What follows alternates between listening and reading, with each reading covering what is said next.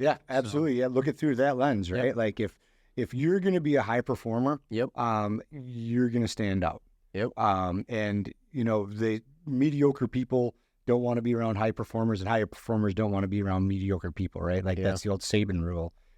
So if you do desire to put in effort, I mean, I love the way that you spin that and say that just creates opportunity for me. That just makes me stand out and hopefully rise to the top that much faster and that much better. Yep.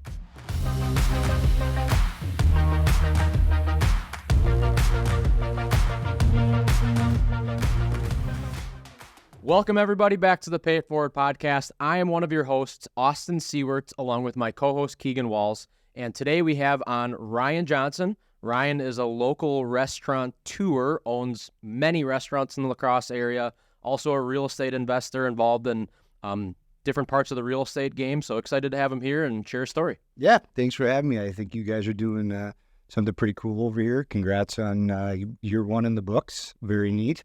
And I'm happy to be a part of what you guys are doing. So thanks again. Cool. Awesome. So for the people locally, a lot of people know your restaurants, but they may not know you. What restaurants do you own here locally? Currently, I'm involved with Howie's on the Cross Street, the Crow downtown, Big Al's Pizza downtown. We also operate Stateroom and Animal House, 2 bars on 3rd Street.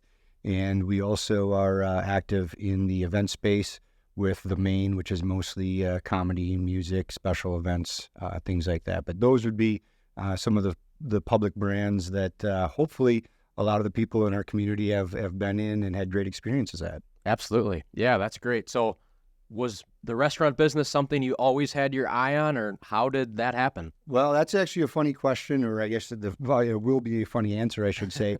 I grew up on a dairy farm. So I grew up around 365 days of work.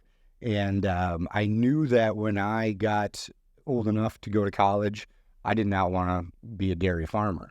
And the strange coincidence to that is through multiple different things that have happened in my life, I ended up in the restaurant business, which might be the other 365-day career option out there. So that's the irony. But no, I never really planned on being in restaurants. Nothing against restaurants. It's just I didn't grow up with restaurant experience, so that wasn't really dialed into my plan. What really happened was after I graduated from UWL, I started working for Coca-Cola as an account executive for them. And part of my job was not only taking care of current clients, but also working with new clients that were setting up new businesses, trying to get placements, agreements, and things like that. So this is back in the early 2000s. A friend of mine was actually opening some convenience stores in the area. And one of the convenience stores, I met with him prior to opening. We were setting up an agreement, and he started letting me know about a second convenience store he was going to do that was going to be off the interstate, off of I-90. And his plan at that time was to have a restaurant attached to it. And my mind immediately in that conversation jumped to, this might be an opportunity. I worked, like I said, I worked for Coca-Cola, great company, took care of me. Great job, but I've always wanted to do more. I always wanted to have, some sort of, business that I could outrun, operate, have some say in, and maybe some decision-making power. And after that conversation with the convenience store operator, I went home that night and I immediately started researching sandwich franchises. The reason for that was I had no restaurant experience. So I knew that if I wanted to get into this, I probably needed to figure out the franchise route, brand awareness, training, support. All of those things were things that I would have needed at that time. And so I just started looking into sandwich franchises because I also thought that the trend was leaning towards healthier food options. I wanted to be, if I was going to be in food, I wanted to hopefully be on that side of the line, so to speak. So I literally over the next few weeks spent every waking hour that I could outside of work looking into what could potentially be something that I could go back to that individual and say, hey, will you lease me some space? And long story short, that's kind of how it all kind of played out. Is I eventually Ended up narrowing down the franchise that I wanted to go with, which back then was Quiznos Subs. Okay. Is this in Camp Douglas, the Quiznos and gas station there? Nope, this was actually Lloyd's Speed Stop off of I-90 in West Salem. Okay. So Shane Weir is a good friend of mine. I grew up with Shane. I actually worked for his dad at Weir Chevrolet as a car detailer. I also worked for his dad at Dell's Motor Speedway when they owned the Speedway. Okay. Shane and I, this is when we were 10, 11, 12 years old. We ran the popcorn stand, which really, I think, fuels a lot of my entrepreneurial spirit, because I remember back then, when we got to the racetrack, we'd have to pop popcorn, get the stand set up, bag the popcorn. We were selling the popcorn, so we were doing exchange of cash. We were also selling Snickers bars, but then at the end of the night, we had to clean up this popcorn stand. We had to make sure that it was tidy before next week's race, because it was going to sit, basically vacant. And I love that. But anyway, long story short, just started researching sandwich franchises. And while I was doing that, and this will get the cart ahead of the horse a little bit, Shane was still building his convenience store. The marketplace development was starting out in Onalaska, where Home Depot, Walmart, and Toys R Us at the time was going in. Krispy Kreme was just up the hill. So then there was a strip mall going in, and the way my mind thinks, I'm like, well, now we can scale this thing, right? I haven't even opened the first store yet. So literally, I ended up signing a lease with a development out of Chicago that was doing the strip mall, and really the Onalaska store ended up opening before the West Salem store, even though the West Salem store was the driver for me to get into that business and into that line of work. So those were both Quiznos franchises then? Those are both Quiznos franchises. Yeah, I opened the first one in April of 2004 in Onalaska, Wisconsin. I'll proudly hang my hat on this. At the time when we opened that store, we set the Quiznos sub grand opening sales record for traditional stores, not including non-traditionals. Non-traditionals meaning malls and airports and things like that. But for first store openings, they gauge it off a 2-week sales number. We actually set the record for the franchise in Onalaska, Wisconsin in April of 2004. November of that same year, we ended up opening West Salem at the Lloyd Speed Stop off I-90. And then how long did you run Quiznos? Because Quiznos, that was where the Cold Stone Creamery is now, right? The corner of Well, yes, correct. Yeah. So how long did you have Quiznos for? Well, so those were the first 2 stores. We then did 2 more stores. We did one in the development where Festival Foods is just off Copeland Avenue. So that would have been store number 3. And then we grew to store number 4, which was in the Village Shopping Center. Yep. And so we ended up, at one time, I was operating 4 franchise locations. And I sold those, it would have been in that 2010 time frame. So I did it for, roughly 6 or so years. But we had the 4 stores at that time. Awesome. How did you fund that starting out? Like most entrepreneurs have this idea and they go to the computer and research, but most people lack the finances to get something like that started. So what was that case for you? Great question. And I was no different than most people. I was, young 20-year-old, 20-something, I should say. I had a great job, like I said, with Coca-Cola, but I had only been doing that for a short period of time.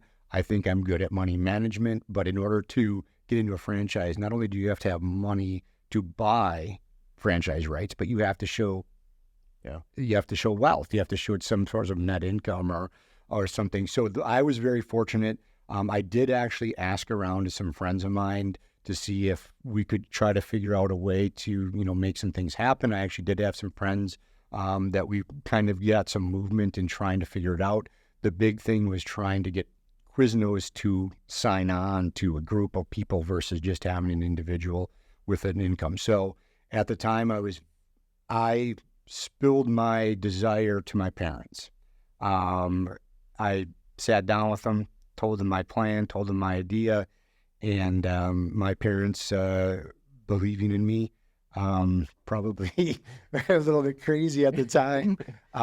They were kind enough to give me a loan to buy the franchise rights, and then they co-signed with me to get into the actual franchise. Cool. Yeah. So the way that worked was that was basically with the first agreement, first store, but it ended up being 2 stores because I got a little excited with the Onalaska thing. So we ended up signing an agreement for 2 stores.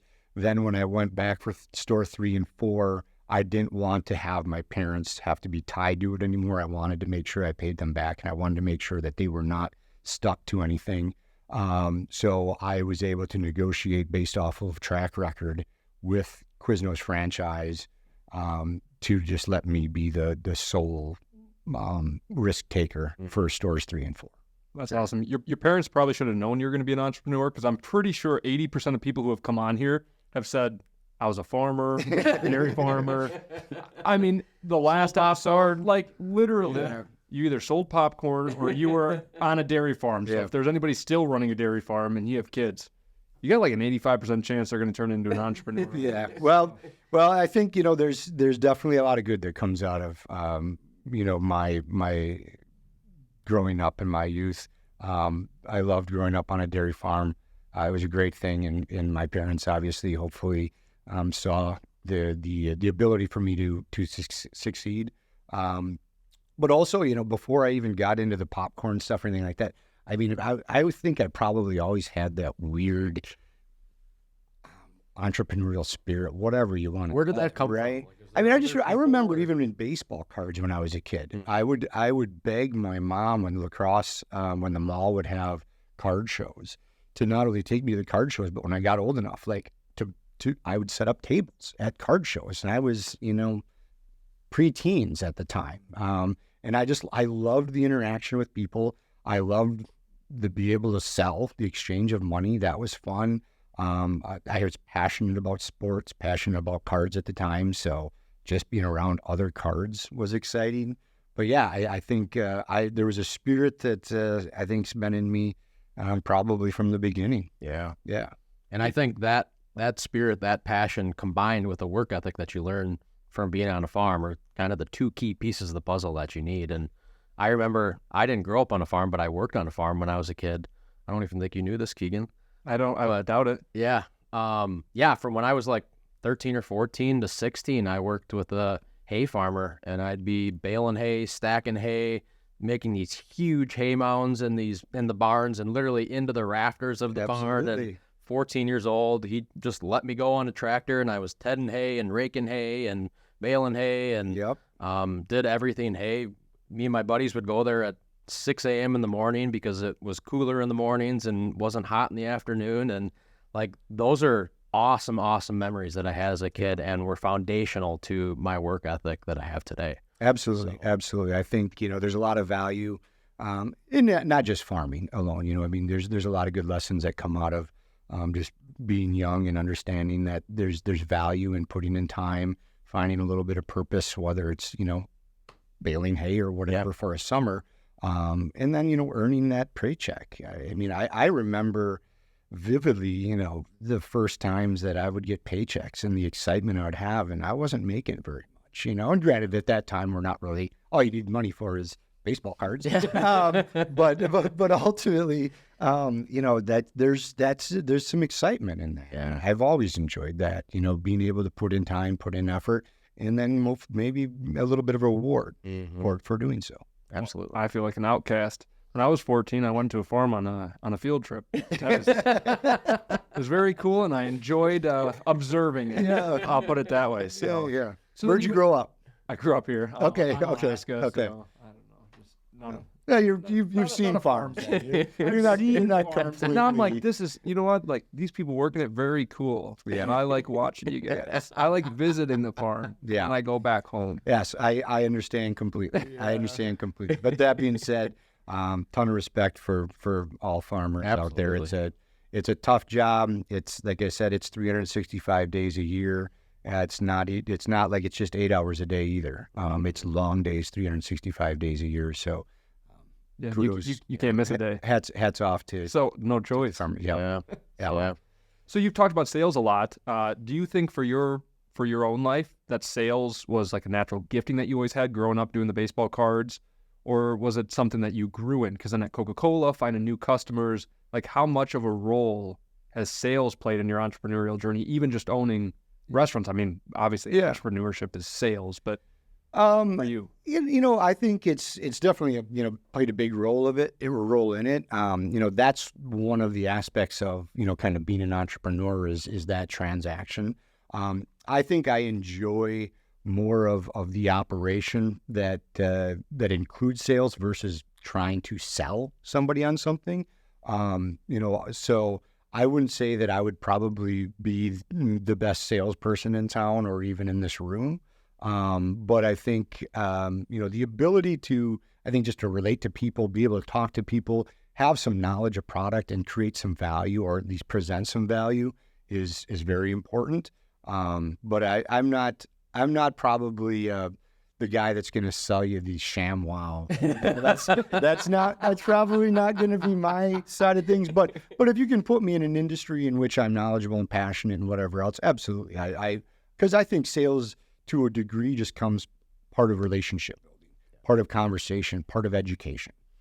So if you're interested in something that I potentially could sell you, if I can sincerely tell you about the product, if I can show you the value in the product, I think sales, isn't impossible at that point. Yeah. Now, that being said, I would hate to be in a position where I had to sell a product that either one, I didn't believe in, or I was just doing it for a check. Yeah. That would be very difficult for me. Yeah. So I feel like there has to be some sincerity, absolutely, in the process of salesmanship, and passion as well, I think, is important. Yeah. You gotta like what you do. Yeah, 100%.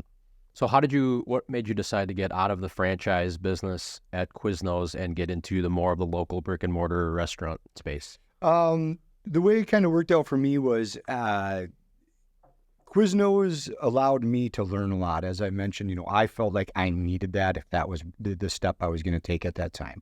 I needed support. I needed brand awareness. I needed training. I needed those things because I didn't have those tools in my toolbox at the time. So what I kind of felt happened over the course of the 4, 5, 6 years that I was, hands-on in the business was I was picking apart the things learning the things that were good in the model. Mm-hmm. And also I was identifying the things that I didn't really like or wouldn't do again. And really the kind of one of the kickers for me was on the 4th store, we had a little bit of a conflict on a equipment delivery. And at that time I had a very good relationship with Quiznos. I was a very top tier performer in their program, in their system. And I had just went to them and just said, hey, we got a little bit of equipment that was damaged and whatever else. And unfortunately, there was a little bit of pushback, which started a little bit of just a chip on my shoulder, if that's the right way to put it. That being said, I was still all in on Quiznos. I knew what I had gotten myself into. I knew what I had committed to. I knew I was a franchisee, and those were the rules to play by. But I also started to think a little bit more of, okay, what can I do after this? Because I was so immersed in it at the time that was my focus, that was my life. And then I started thinking, okay, how can I add layers to the onion? I've got this Quiznos thing. What can I start doing a little bit more? So I started looking at doing some other things off on my own. And then in that process, we had the opportunity to sell, which we did. And it just made sense at the time. I just was ready to go and do something different and try to build a brand based off of the positive things I had learned and the negative things I had learned, and trying to include one part of those and not the other, and build something else. And that's when, this was before I actually sold, but that's when I started building the BA Burrito company. Yeah.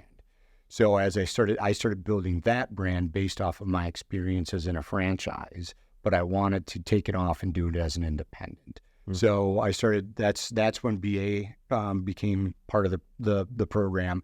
And in addition to, the stuff happening with Quiznos, I was starting to develop that brand now. So now my focus moved a little bit off of the franchise operations into the BA brand that I was trying to start build and develop. Yeah. So in a franchise, I mean, the brand, that's part of buying a franchise is you're buying the brand that Quiznos has, and it's inherently probably easier to get customers in the door to an established brand than somebody who's brand new. So what are some challenges that you faced in starting a brand new brand that nobody knew?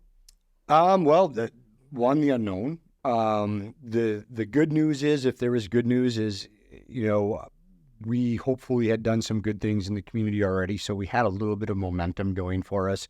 I think location was important. We need to be in a high visibility location, especially the fact that I'm not brand aware, right? People aren't going to come search me out, if they don't know about me. So getting to get, people to be brand aware was a big thing. Getting customers in the door, when it's new. Obviously, when you're the new shiny toy, sometimes there's, just that interest, that nosiness that people want to come check it out. And I'm a true believer in if or when that happens, you got to deliver a great experience, because then you can snowball that. You can keep them coming back and build off of that.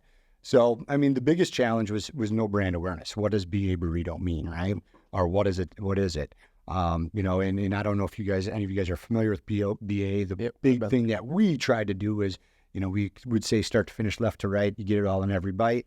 That was the mixing process. We like to mix it up, is what we would say. So we would take the rice, the beans, the meat, the protein, whatever it was. We'd mix it in a bowl before applying it to the tortilla, so that when you bit into it, you didn't get that mouthful of rice and that mouthful of what. Which is why I loved BA. Conceptually, that was literally the thing of why I loved it. I'm like, I tasted every bite. And that was our differentiator, right? Yeah. That was the one thing that we wanted to do to set us apart from the other players out there. In addition to that, we had, signature burritos. So you could come in, you get a spicy buffalo chicken, or you could do something like a BLT burrito. We were trying to just be a little bit different. And it was great. It was awesome. We had great success doing it. So the challenge, again, back to your question, is how do you get people in? And we were fortunate enough to do so. We built a great following, which allowed us to then build that also into multiple units. What does the BA stand for? Well, it's originally started for big ass.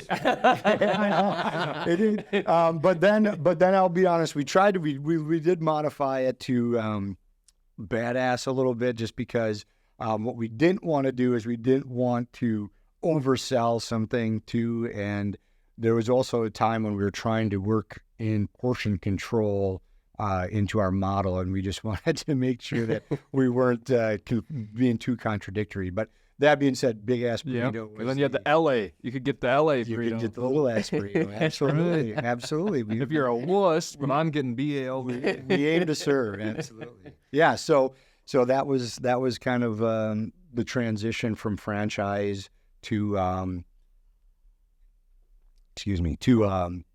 independent, and then that kind of snowballed into more operations.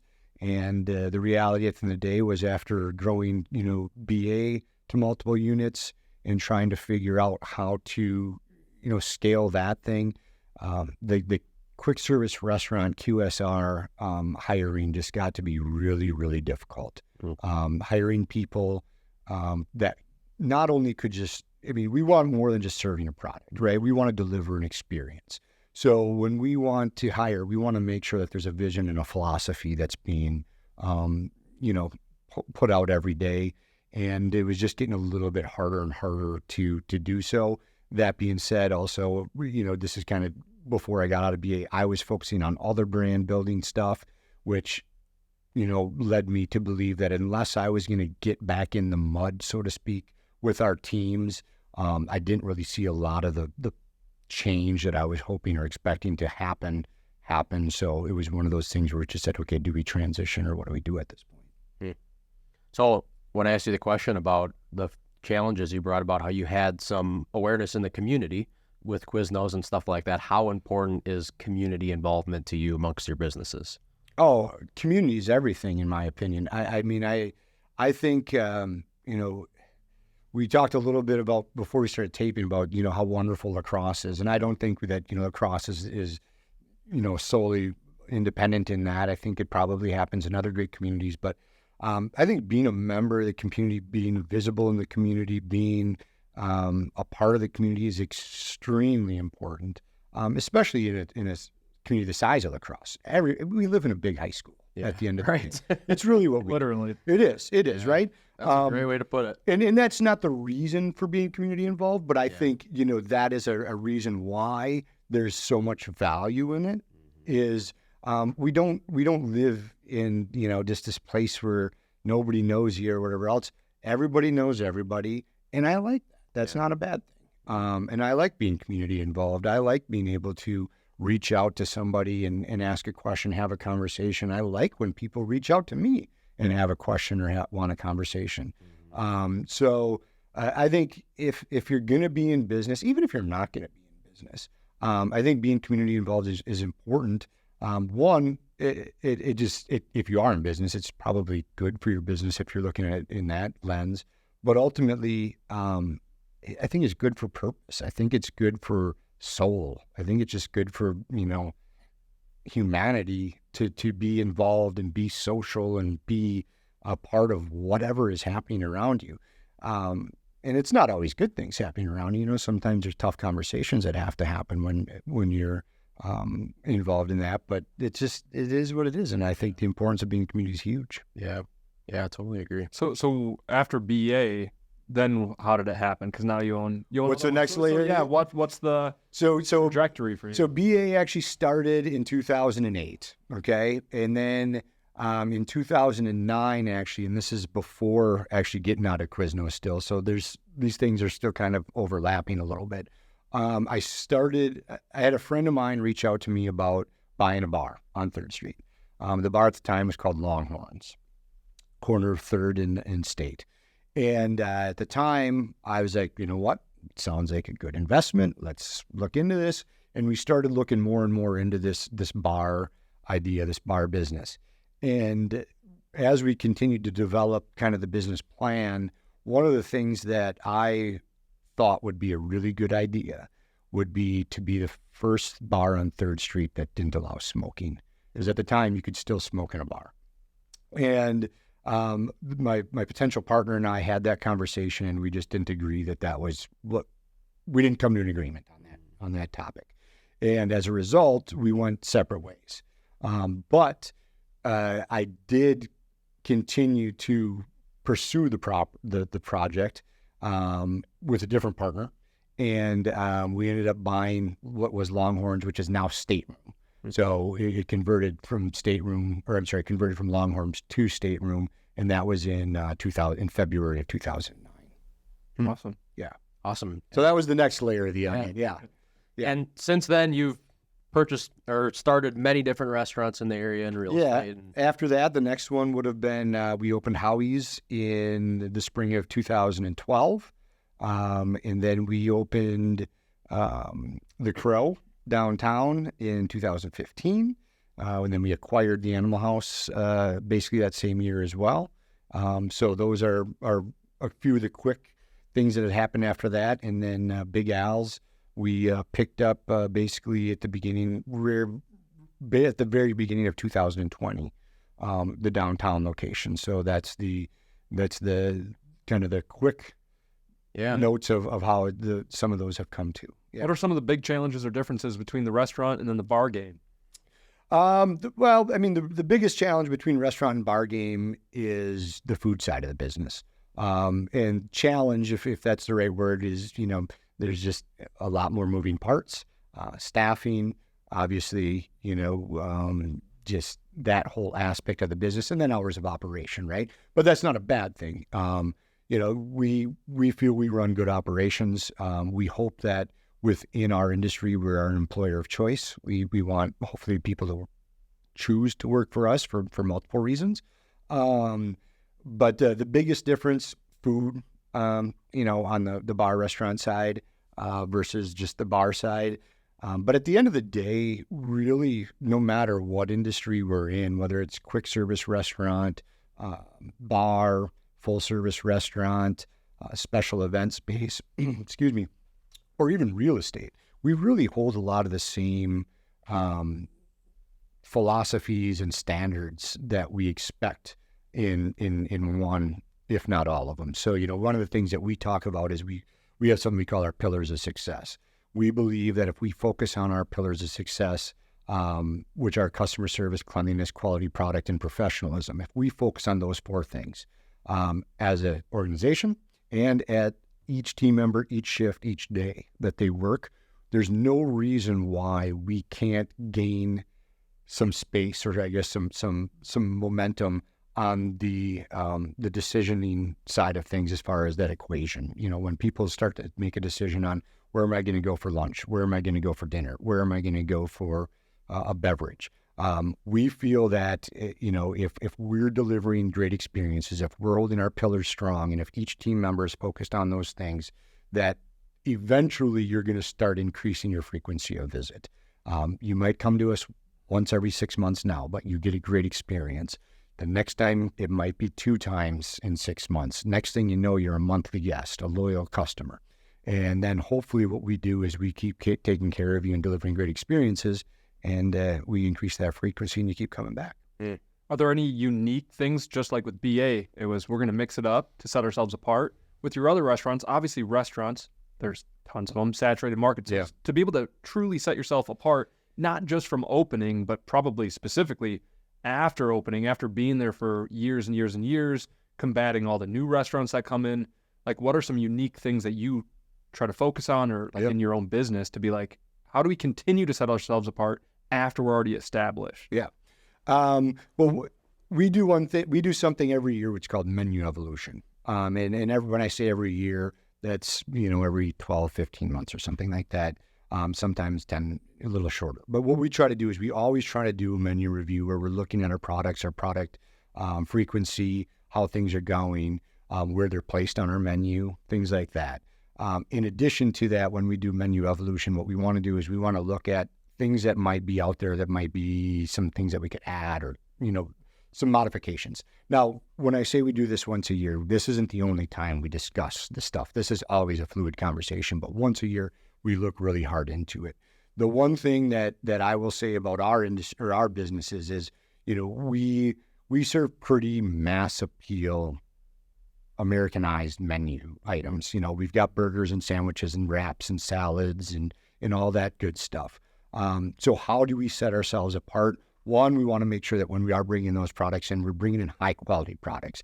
A burger isn't a burger isn't a burger. Every burger isn't the same. So we want to make sure that we're using high quality products on the front and starting out. Then obviously we're looking at ways that maybe we can modify things. You know, if we've got either some rubs or some spices or some seasons or whatever, that might be a little something for those patties. Then the one thing that's pretty simple but is out there right now is there's so many dressings and flavors and things like that. So you can, you know, kind of cover and mask some of that stuff and create different flavor profiles by using different dressings and things like that. But the big thing that we talk about that we want to be our differentiator, if that's the way that to put it, is we don't deliver burgers and beverages. We deliver experiences. And we talk about that every week at our leadership meetings is, you know, this is an experience. So the experience needs to start when you walk in, not when you take your first bite. The experience needs to end basically when you walk out. Should end with a thank you, if not multiple thank yous, not with your last sip or your last bite. So really, hopefully making sure that all of our team members, each team member, each shift, each day is conscious of the fact that we are not just delivering beverages and burgers, we are delivering experiences. That's a great transition into, Keegan and I talked about this. What's more important, the quality of the food or the quality of the service? And Keegan and I have different opinions. When this was when we were first starting to talk to get you on the podcast, then I'm like, hey, I thought of this great question. Where was I? Was I at, I think it was Ciati's. Yeah, I think so. And I just had an awesome experience. Yeah. Like, experience was awesome. The waitress was wonderful. Everybody was great. And like, I walked out, I'm like, wow, that was a great experience. And the food was good. I mean, it was good. It wasn't like incredible or amazing or like to go home and talk about the food. I was talking about the service. Yeah. So in my eyes, I'd rather go support a business that's going to offer an exceptional service, and they're going to have decent food, but I know who the business owner is, who works there. They're going to provide a great service. They pride themselves in a great service. Festival Foods, perfect example. Yep.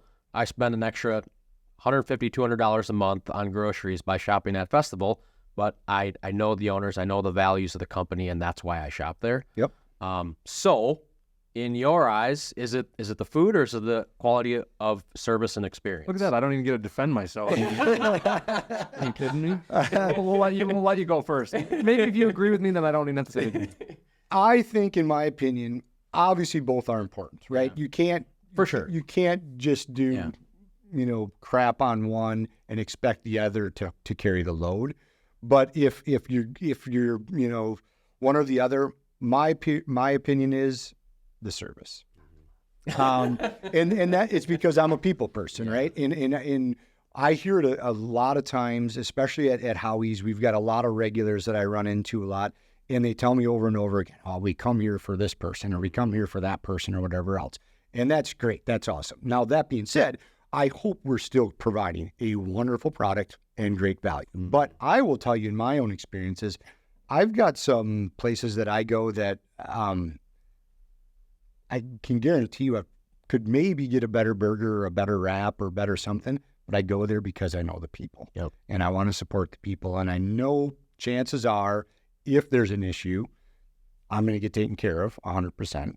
Not that I'm not expecting an issue, but I would say service, as long as the food is a very, very close second. Yep. I would never say, you know what, we provide such great food or such great service, our food doesn't matter. Obviously, that's silly to say. But I think service, people, they leave, to me, a little bit bigger impression than just the food on its own. Yeah. All right.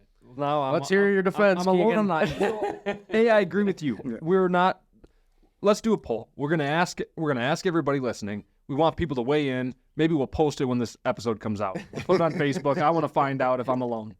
So yes, we're not talking about service is a 0, food's a 10. Yeah. Service is a 10, food's a 0. Right. It's like, well, of course you're not going to go that. I don't An want 8 and a 10. I don't want to get cussed out like by my server for sitting there, right? Like, so I'm not talking about that. So we're talking like, okay, so let's say hypothetically, service is a 7, food is like a 5.5, 6, right? So not a huge difference. I'm going to lean towards the food being the 7 and the service being 5.5. And I've had great service, but again, we're not talking about horrible service. Yeah, I've been places and it's horrendous service. I'm not going back. I've been places like the food got me sick. See you later. I can totally see your side of the story. But I'm going for the food. So it's like, yes, maybe the service left something more, something that I wanted more of. Like, it wasn't great, but I'm going to go there for the food. Like, if the burger's really amazing, I can deal with the service. If somebody comes and charms me and wines and dines me because they're incredible service, but then I don't love the food, I'm not going to go spend my money there again. But again, that's probably just personalities things, because you talk about festival. We've had Dave on the show. We're an Aldi family. Look, they're not looking at me. They're not talking to me. But guess what? Cheaper prices. For sure. I can get the stuff quick and easy. Every consumer is different. So it's probably a little bit different. But I'm going to choose the food. For whatever reason, I'm going to choose the food over service. Yeah.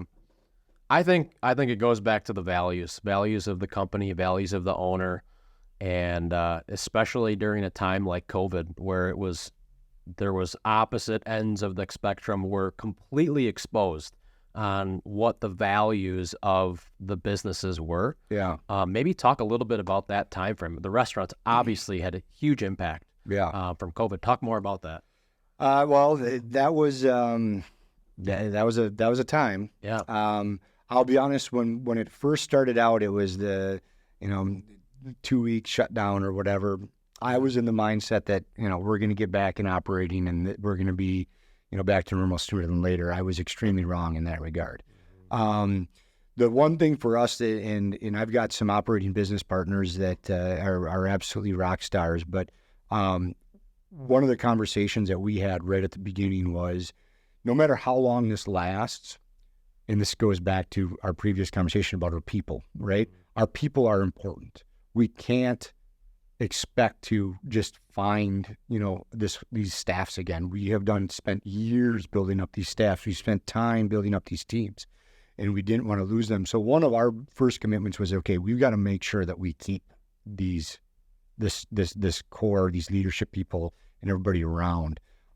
So that was one of our first conversations. And then obviously, we were kind of restricted on what we could do. So we played the game like everybody else and did what we could to try to survive. And back to community, we had great community support. It was awesome. It helped us out for that period of time. But then we came to another kind of fork in the road through that process where we were getting back open and we needed people. And we were having a tough time staffing, especially on the kitchen side of things. And I'm going to kind of overlap two conversations here, but, we've always had this minimum wage conversation going on in our country, right? $15 minimum wage and whatever else. And I've always been a true believer in, I think the free market should figure out 100% that wage and should make that wage, not the government, to a degree, right? Yep. And so we all of a sudden found ourselves looking in the mirror and saying, okay, we're in a situation now where we can't staff. And maybe if we address some wage things, if we can incentivize people more, it might start to open up the applications a little bit. So we just looked at it and we said, here's the deal. We're going to start paying people a different wage for different roles, and we're going to staff our restaurants with good people that want to be here, that want to live a philosophy and want to execute a vision. And what we didn't want to do is we didn't want to wait till the whatever August date it was when the unemployment was going to run out, because our internal conversation was what do we get at that point? What is our actual employee at that time?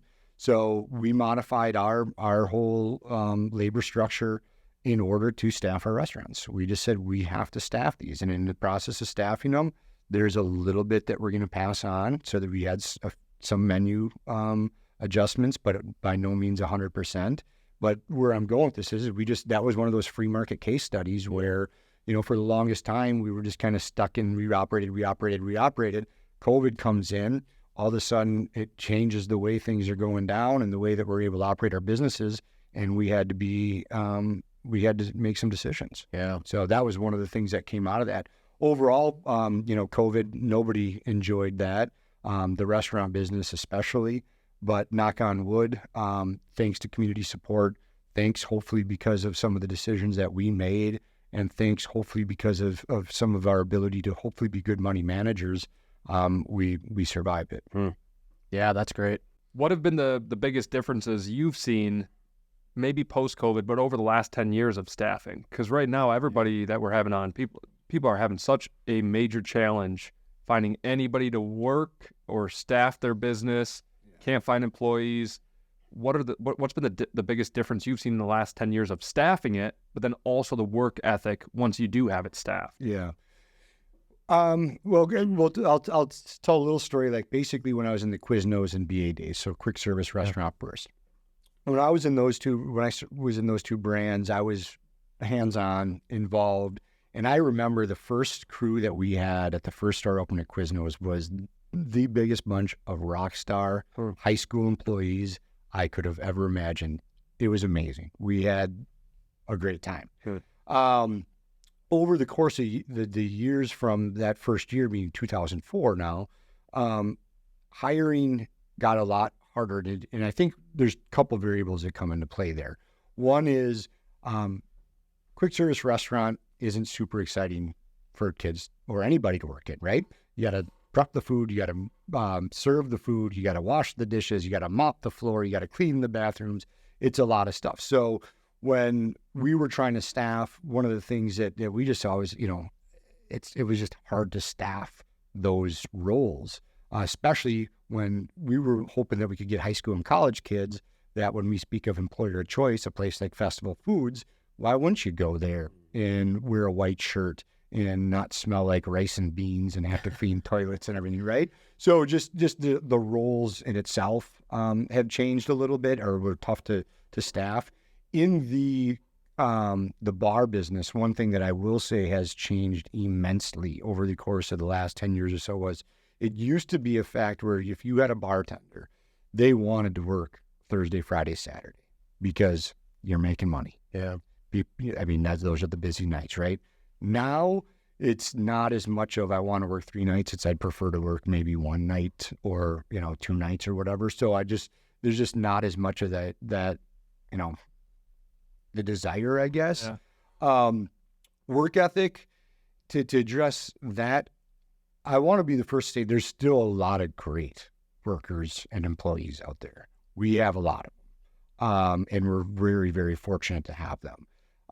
That being said, I feel like it has just become, there's just a more laissez approach, it seems, to everything. And I don't know if it's because of, change in generations, or if it's because, there's the ability to make money now doing other things, whether it be online or whatever else.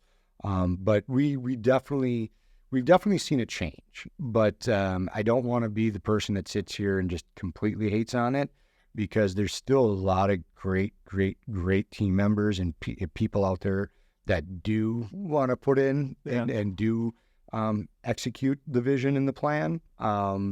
But it's definitely the numbers. We don't see the applications like we used to. The desire to work as many days, just all of that stuff kind of comes into play. Do you think any of that is like this new standard of valuing our time, right? So I don't want to work Friday, Saturday, and Sunday at the bar, whatever days you said. I only want to work one, because then I want to have the other time for myself. Like, is there a rise in valuing time over money now? Or do you see it more as a whatever. I'm gonna just like a self-centered, like, we are the most important characters in our story, but it's gotten so dramatic that it's literally everybody else is a main character. So we're so self-focused almost that there's no more serving restaurant. We want to be served. Yeah. Do you think it's like a value over time, or is it really kind of a pride, ego, self-centered viewpoint? That's a tough one. You're going to make me answer that, huh? I don't know. I really don't. I think one of the things might be, and this is just my opinion, is I just think there's so many more distractions. And it's easy to sit in one place and just burn time. Whereas I feel like when I was younger and, I didn't have a computer in my pocket, our cell phones, I couldn't sit still. I wouldn't want to sit still. I wouldn't want to be in the house. So what are you going to do, right? You're either going to go and do something with your friends, or you're going to work and make some money that allows you to do something with your friends. So I just think that the distractions and just, I use the word laissez, but I think people are just a little bit more chill. Yeah, I don't know. It's just, and that being said, I still kind of question how you don't work, because in today's world, everything's expensive, and you need, money to survive, unfortunately. But yeah, that you ask a tough question that I don't have an answer for, my friend. So do you have a follow-up answer? What do you think? What do I think? I asked you because I was hoping you had the answer. I think it's a combination of the two, which seems like a cop-out, but I do think it is people reflecting on, right? Because people are done with the model of, I don't take any vacations or do anything fun. I wait until I'm 55 and I retire, and then. It's like, okay, I already got like bad knees and arthritis, and I'm not even 30. Like, I'm not going to be able to walk by the time I'm 60. So part of it is like rethinking the structure of how it's always been a little bit of, I think I can work hard and do this stuff now, but I'm also going to probably enjoy a little bit more, focus more on my time now. Like we have our youth, and that's beautiful, and the different seasons of life. I think embracing those a bit more than maybe past generations. But I also think because of cell phones, social media, so much is we create our own world. We become our own self-idols, and it's a world of self-idolatry. Yeah. Like I said, I always think the easiest metaphor to use is the movie thing. We're all this main character, and everybody only solely exists to be the sub-characters and the subplot to my story, and all of life is like the camera's on me, following me, and everybody else is a side character. Yeah. Like, literally doesn't make sense and can't make sense. We're not all main characters, and we can't view people as subplots, only adding to my story and who I am and everything's about me. Yeah. It's just, like I said, it's self-idolatry. It's being served rather than serving, which is everything backwards to how I believe we were created and how we're meant to live. Absolutely. Yeah. But I think your point is completely valid. Yeah. Yeah. I think, my generation, our generation has always had a bad rap, and I just see it as there's more opportunity for me. You know what I mean? There's, for the people that are willing to go out and work and create things and build and have good values and care about people and serve people and do it for the right reasons, like, just makes it easier for me. Yeah, absolutely. Yeah, look it through that lens, right? Yep. Like if you're going to be a high performer, Yep. You're going to stand out. Yep. And the mediocre people don't want to be around high performers, and high performers don't want to be around mediocre people, right? Like that's the old Saban rule. So if you do desire to put in effort, I mean, I love the way that you spin that and say that just creates opportunity for me. That just makes me stand out and hopefully rise to the top that much faster and that much better. Yep. You're going to see a lot of that payoff in the next 10 years then. 10, 20 years, you'll see that. Just more opportunities. Yep. Absolutely. As people retire and move on and the younger generation starts to fill those upper seats, Yep. there's going to be less applications to those top seats. So from hearing your story, Ryan, you seize opportunities, right? You didn't plan out to be in the restaurant business. You saw an opportunity and you took it. As entrepreneurs, sometimes we can chase the squirrel all around, and there's so many different opportunities and so many different ideas. How do you discern what ideas and what opportunities to go after?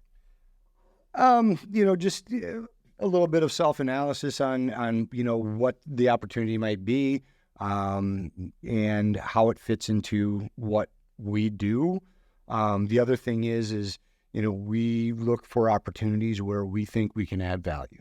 So if we see something that, says, hey, we put a little bit of our touch on this, our spin on this, we get our people in here, we can raise the bar, or we can rebrand and make this thing even better. Those are opportunities that get me excited. I like the startup stuff. Obviously, we've done that on multiple occasions, but there's a lot that kind of goes into that as well. I like going out and finding things that if we can bring our philosophy and our vision to it and add value, that it probably is a good opportunity for us. And then, and on the real estate side of things, we look at, the same thing that you guys look at is, does this make sense, on the numbers side of things, and does it fit into our portfolio and what we can manage and what we can hopefully make better? Yeah, I think the key is to add value, right? So it doesn't sound like you're interested in just buying a turnkey restaurant that operates, or maybe I'm wrong in saying that, but... No, in all honesty, we've had multiple occasions where, we've looked at potential operations, and the question that I go back to is how do we improve this? Yeah. And there's times we've looked at it, and in my personal opinion, I don't think we necessarily would ruin anything, but I'd say, you know what? Going back to the people conversation, you look at a restaurant that's been around for years, the operators have been in there, they're part of the operation, everybody knows them, everybody comes to see them, and then all of a sudden Ryan Johnson shows up. What do I bring? Yeah. So turnkey stuff, other than real estate, really isn't what we're looking to do, because we want to bring value. We want people to look at us becoming a part of it and saying, hey, they've improved things, and that gets them excited, and hopefully then, that's part of marketing right there. Yeah. Wonderful. Well, Ryan, to end us off, is there anything that you want our listeners if there's one thing you want them to take away from this episode, what would you like to leave them with? I think the biggest thing is if you have a dream, if you have an idea in today's world, nothing is outside of your grasp. We talked a little bit before the cameras turned on about, networking and talking, and, the community we live in has a large number of really, really awesome business people. And I would say 100% of them are willing to share their story and their time with you. So if you're interested, reach out, right? Talk to people, ask questions, start those networks, get those conversations going. If you can't, or if you're a little bit hesitant, your podcast, other things that are out there on social media or YouTube or whatever, can start to answer probably some of those questions for them or for those people that might be interested in possibly doing something. And then that slight early education on some of those videos might give them an upper hand to then get the confidence to reach out to Austin or Keegan and say, hey, now I've got some direct questions that you might be able to answer for me. So to sum that up, I think the big thing would be chase your dreams, 100%, don't stop, ask questions, don't be afraid to reach out, because most, if not everyone that you're wanting to talk to would love for you to ask the question. Yeah. Yeah, I love that. That's great. Well, thanks for being here, Ryan. We appreciate your time and Appreciate the opportunity. it's a lot of fun. Where can they find out more about you? Maybe just, rattle off what your restaurants and businesses are so people know, hey, I'm watching this and I'm pretty hungry. Where should I go eat right now? Yeah. Well, if you're hungry for lunch, dinner, any of them, Howie's, The Crow, Big Al's downtown, Stateroom Animals if you want a beverage, Friday night comedy at the Main. If you need a car wash, stop at the Easy Shine in Holman. But I think that pretty much summarizes it. I am also, I did not mention this, but I want to point this out because I have two great business partners in Traeger's Cannabis. We're doing some really cool things there, brand building, product development. So, again, all kinds of things going. Yeah. Yeah. Cool. Thanks for being here. Thanks so much. Appreciate it. Hey, everybody. Thank you so much for tuning in. We sincerely hope that you learned something today. And as always, we appreciate your support and hope that you can all find a way this week to pay it forward.